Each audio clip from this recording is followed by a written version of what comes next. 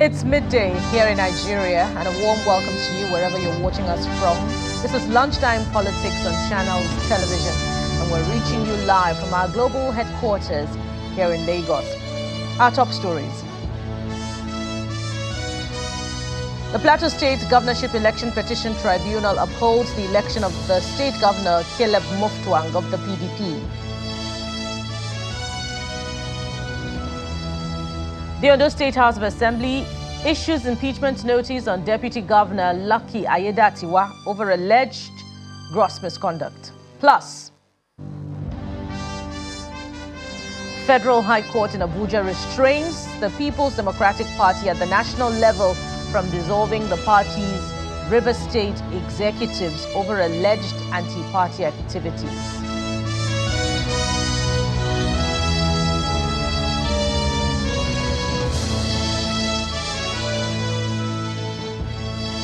We thank you for staying tuned. As we start off, the Governorship Elections Petition Tribunal sitting in Jos, North Central Nigeria, has upheld the election of the Plateau State Governor, Mutfwang, of the PDP. The three-member panel unanimously held that the petitioner failed in its petition as it lacked merit. Justice Sunday Olorundaunsi, reading the judgment, dismissed all three grounds canvassed by the petitioner.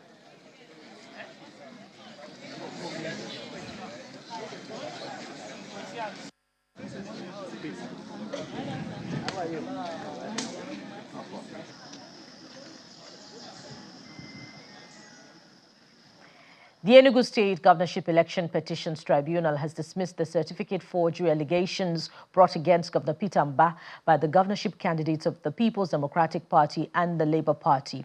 The tribunal, chaired by Justice Kudirat Akon, held that the petitioners, Mr. Chris Agu of the PRP and Mr. Chijioke Edeoga of the Labour Party, failed to prove the allegations of forged NYSC certificate, non-qualification to stand for the election. It also held that to prove the issue of forgery, the petitioners must provide the original certificate and the forged one, and also that witnesses called by the petitioners could not specify the polling units where elections did not hold.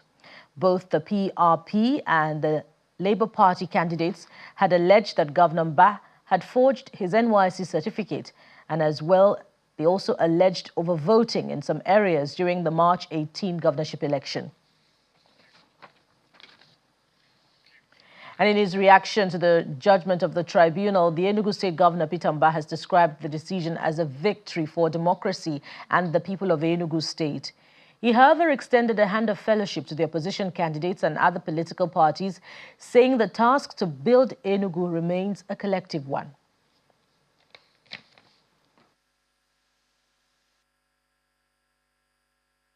Politics is over. It is, as you know, we had begun governance since May 29. Yes. And our arms are open and wide. We beckon on those our brothers we ran this race with to join hands with us to deal with the task ahead, the task of building the Enugu of our dreams. Yes. So we are going to be urging you, our supporters, to indeed be magnanimous in victory. Let us all join hands together to build the Enugu of our dream. More politics. The Labour Party is not accepting this decision. Well, before that, the Labour Party chairman in the state, Mr. Kashmir Agbo, has condemned the judgment, describing it as a miscarriage of justice.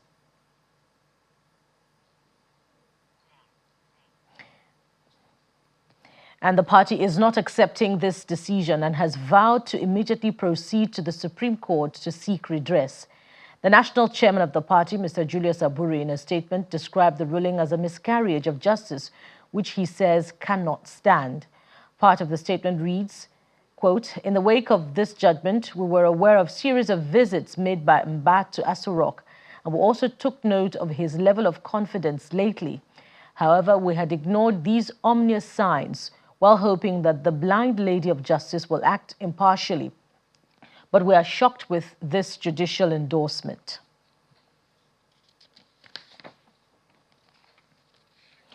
And in another legal matter, Justice Enyang Ekwo of the Federal High Court, Abuja, has restrained the People's Democratic Party at the national level from dissolving the Rivers chapter of the State Executive Committee over alleged anti-party activities. Delivering judgment, Justice Ekwo held that he found that the case of the plaintiff, Mr. Desmond Akawo, who is the chairman of the State Exco, had merit. The judge who granted all Akawo's reliefs declared that the party and its national chairman cannot unilaterally and without reasonable cause dissolve the state excos who were democratically elected for a 4-year period.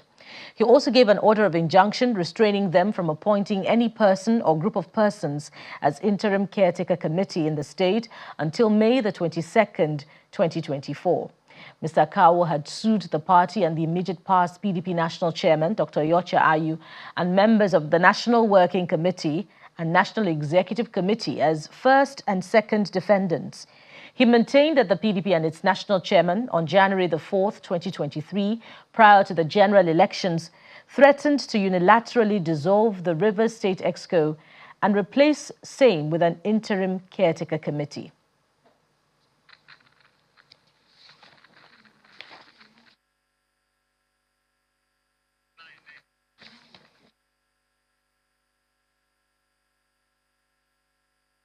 And there'll be more on the court decision on Rivers PDP later on. But in the meantime, all seems not to be well with the executive and the legislative arms in Ondo State, as members of the Ondo State House of Assembly have commenced the process of impeaching the state's deputy governor, Mr. Lucky Ayedatiwa.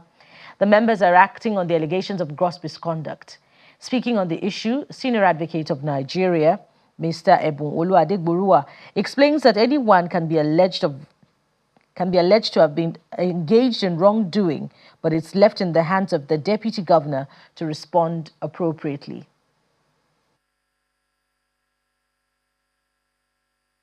The gladiators are trying to incite His Excellency against his deputy to claim that while he was acting as acting governor, he was disloyal. I was told that some people were said to have published obituary of His Excellency, which I investigated and discovered it was not true. Everybody in Ondo State were all praying, and I recall, if you go into the details, the deputy governor as acting governor then led the State Executive Council to conduct prayers. So why I'm asking the governor to intervene these days, he's the father of the state, he's the head of the Executive Council. For the allegations that I've seen, I'm told that it was said that money was approved for the purchase of armored vehicles, which I investigated is not the case. No single amount was said to have been allocated for that purpose. So in order for there to be unity, progress, the governor and the deputy are from the same political party. And I believe those who are initiating this process are doing so, dropping the name of the governor from what I have found out. That's why I asked that his intervention is necessary, because they claim to be acting in support of the governor, because allegedly the acting governor was disloyal when he was acting in his absence, which I believe probably may not be the case. And now we return to our story on the legal matter, the ruling of Justice Enyang Ekwo of the Federal High Court, which restrained the PDP at the national level from dissolving the River State chapter of the PDP over allegations of anti-party activities. And we have joining us for further insight on this, a PDP chieftain in River State, Mr. Chidi Lloyd. Mr. Lloyd, welcome to Lunchtime Politics on Channels Television. Thank you for having me. So first things first, what's your reaction, the reaction rather of the state executives in River State to this judgment of the Federal High Court? Well, my reaction ordinarily is not different from what had happened. Because once, the essence of the law court is that once you perceive that there was going to be an injustice meted out on you you rush to the court in order to avert any injustice that will come therefrom. So when we articulated our position and ran to court, what the Honorable Justice Nyangepo did is just to confirm what I expected will come out from the court. So we're happy about that. Because if you know what had happened between from the primaries up until today, you will know that some persons may be pursuing some form of vendetta as to say that the activities of the G5, led by the former governor of Rivers State and now the minister of the Federal Capital Territory, they could attribute their activities to what led to the abysmal performance of the party at the presidential election. So we perceive that they may come back to wield the beefstick on our state chapter of the party. So we ran to court for cover, and the court agreed with us with all our prayers and said that they cannot, because members of the ESCO of the River State chapter are duly elected. So you cannot suo motu, you are hiding under any guise, dissolve a people who were given free mandate freely by their party. That is what has happened. Now we're happy. But the presidential elections have since been over and done with. What were the other courses of action taken by the PDP at the national level that you perceived would be tantamount to injustice that made you head to court? Well, injustice is injustice. We do not talk about the quantum of injustice. Once it is bad enough that there is an injustice. So the quantum is not what we should refer. There doesn't have to be up to 100 injustices before one will seek redress in a court of justice. So that is what has happened. The activities, the things that happened during the presidential election up until today may have angered some persons in the hierarchy of the party, and a lot of tongues have been wagging here and there as to what they will do to the honorable ministers of the Federal Capital Territory. So it is not that injustices have to be up to a certain number before you seek succor from a court of competent jurisdiction. So the PDP at the national level hadn't taken any action. The Rivers State executive just wanted to be, on the safe side. That's why it headed to court. Let's just establish that. Well, the issue is that when you hear newspaper reports, when you read newspaper reports and hear from those who contributed immensely into the abysmal, to what led to the abysmal performance of the party, you would know what the thinking of their paymasters are. So you arm yourself with that, and that is why the courts are there. If a man tells you, I will break your house tomorrow, a man tells you, your house will go down tomorrow, and you know that you have not done anything that should lead to your house going down, you run to court and get an injunction to restrain such person from carrying out his or her threat. That's why that is the beauty of our jurisprudence.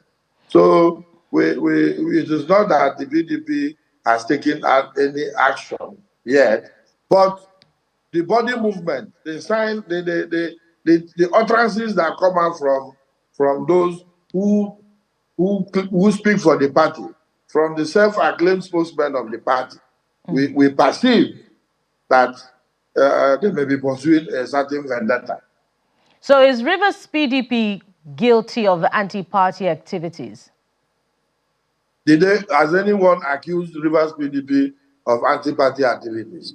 How can you accuse a state that produced a governor, 3 senators, 11 out of 13 House of Reps members, 32 over 32 House of Assembly members, 23 over 23 local government chairmen, and virtually all the councillorship positions that exist in the state, and so on. So how do you, what is anti-party activity? Mr. Lloyd, but your former governor is a serving minister in an APC federal government, an APC-led federal government. No, you see, this is where most times I think that you people are part of the problem. The former governor of Rivers State, who is now the minister of FCT, has not committed any offense. I'm sure you were not working with channels when the late Bola Ige of blessed memory was appointed Attorney General, himself being a member of the Alliance for Democracy, as he then was, and several other examples. So it is no longer, it is not to become crime because the Chief Nyesom Wike is involved. I don't think that that is what should make it crime. But it's a government of national unity. And recall that the elections have come and gone. The president now looks inwards to appoint people of impeccable character, those he perceives will help him to. It appears that we've lost audio connection through to Mr. Lloyd. If we're having back, I was going to ask if he was also listening to part of the conversation, as members of the PDP are the ones arguing that it's an aberration of that a member of their party, a key member of their party, and former governor of Rivers State is a serving minister in an APC-led federal government. Okay, we have Mr. Chidi Lloyd back. Mr. Lloyd, are you back? Can you hear me now? Yes, I can hear you. Yes, so I was saying, just as we lost audio connection through to you, that it's members of your party who frown at the recent utterances of your former governor and a serving minister, in an APC-led federal government, and not just at his recent utterances in television interviews, but they also see his participation in this current government, an APC-led federal government, as an aberration because he's a PDP member. Well, what is important is not how anybody feels. And of course, anybody who is wounded will feel bitter. But I have given you an example to say that the former governor of Rivers State, who is today the minister of the FCT, whose very visible intentions we are seeing, has not committed any crime, working with President Bola Ahmed Tinubu. The former governor had also told us, and we verily believe him, that he had written when the president invited him to serve in his cabinet, that he had written to the Speaker of the House of Representatives, to the acting national chairman of the party, to his the state branch of his party, and that they gave him responses, replies, and urged him to go on, including the national chairman of the party. So what crime has he committed? So if you are a presidential candidate and you feel offended, that does not ipso facto amount to any offense. So the former governor is within his rights. In fact, the party should be thanking the president for finding somebody in their own political party. So if I get you correctly, Mr. Lloyd, pardon me there. Pardon me if I get you. You're saying that he wrote to the acting national chairman of the party and got his approval. Yes, and he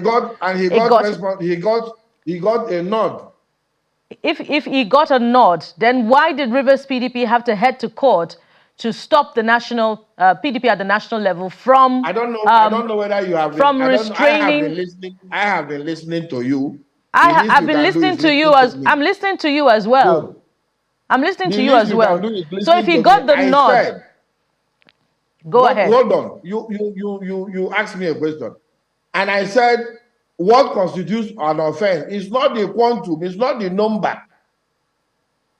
If the Rivers PDP headed to court, when we got frightened by statements that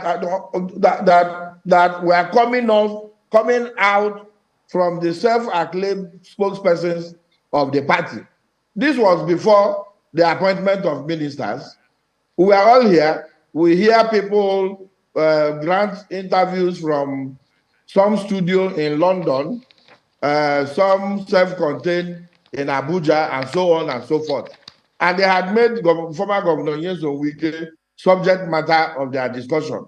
So we perceived that if we do not act fast, they may pursue a vendetta. That's why we went to court. So it would seem, Mr. Lloyd, we went to court to give credit to what they would do. It would seem that members of your party are not in agreement about what constitutes anti-party activities. If some approve and you're frightened about, the actions or the perceived body language of others. Well, look, we are politicians. We are not journalists, so we know what an average politician, especially those who are agreed, are capable of doing. Okay, so we must be above board. We must be vigilant. Even the Holy Book enjoins us to be vigilant, because the thief comes at night, not in the day. So we hope that, politicians can be consistent as well. We'd like to thank you very much. We are. Mr. No, excuse me. I did not say, before you get me wrong, I didn't say politicians are not consistent. Some are not. Just like some journalists quote people out of context. I would have said you, but you have understood what I meant now. You get the point? Thank you very much, Mr. Chidi Lloyd. Mr. Chidi Lloyd is a PDP chieftain in Rivers State, and he has been reacting to the court judgment restraining the PDP at the national level from suspending or taking any negative course of action against the Rivers State exco of the PDP. Thank you very much for your time on Lunchtime Politics. And the pleasure is mine. Staying with politics in Kogi State, going to politics now in Kogi State, the presidential candidate of the Labour Party, Mr. Peter Obi, is urging the people of the state to vote for the party in the forthcoming governorship election. He promised that the Labour Party will change the narrative of the state from poverty to economic and infrastructure development. Mr. Obi made this pledge when he unveiled the party's governorship candidate for the election in the state, Mr. Adejo Ukeme in Lokoja, the state capital.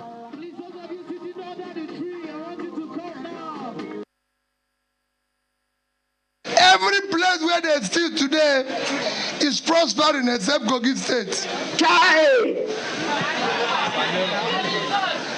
Kogi State today have Obajana. Everywhere we have a cement facility is prospering except Kogi State. Kogi is where the highest producer of cassava. They want cassava everywhere in the world. They can produce yam, they can produce everything because there's a vast land. But there's poverty everywhere in Kogi State. Governance is not what you just speak and say what you are not ready to do. God knows my heart. God knows my heart. On November 11th, Kogi is going to be the Dubai of Africa. We are going to partner with the federal government day and night to ensure our river Niger is dredged. Continue. So that from Onitsha down to Lokoja to the entire north, we'll have a port. I'll be the first governor that will bring the port to Kogi State.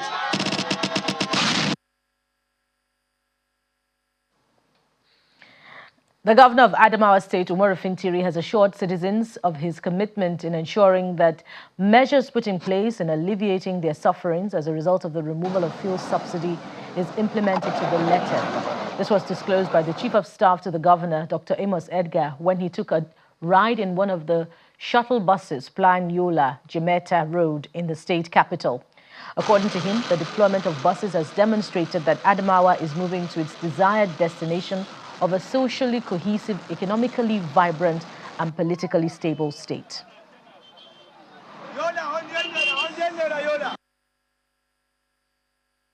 Thank His Excellency, Mr. Governor, Right Honorable Umaru Fintiri for his visionary leadership.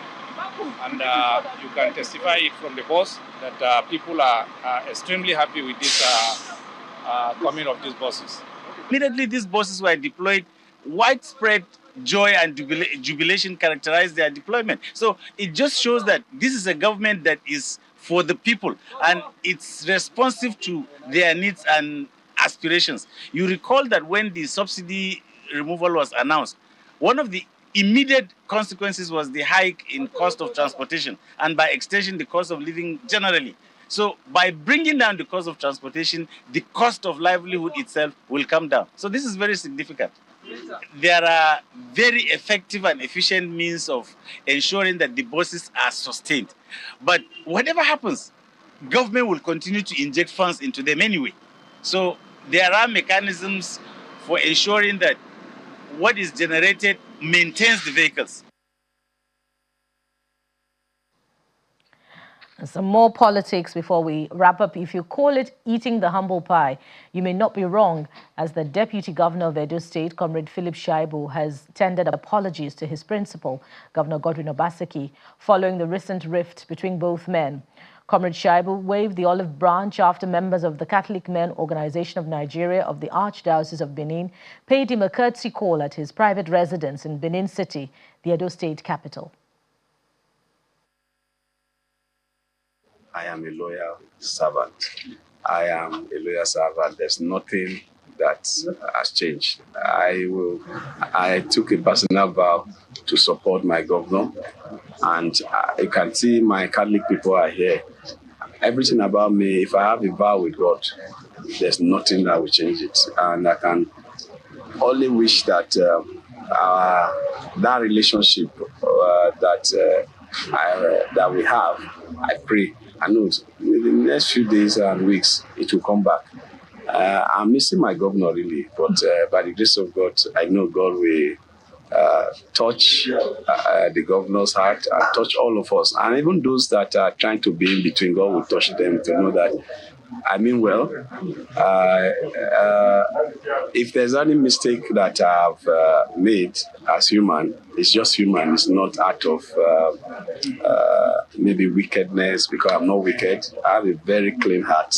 And I will use the medium too to appeal to Mr. Governor. If there's anything that I don't know that I've done, please forgive me, so that we can develop our state together. The governor of Anambra State, Professor Chukwuma Soludo, has announced free education in public schools in the state as part of measures to improve education. Governor Soludo, who announced this in 2 select schools, says his administration will invest massively in public schools in areas of infrastructure and otherwise until they become models for others to copy.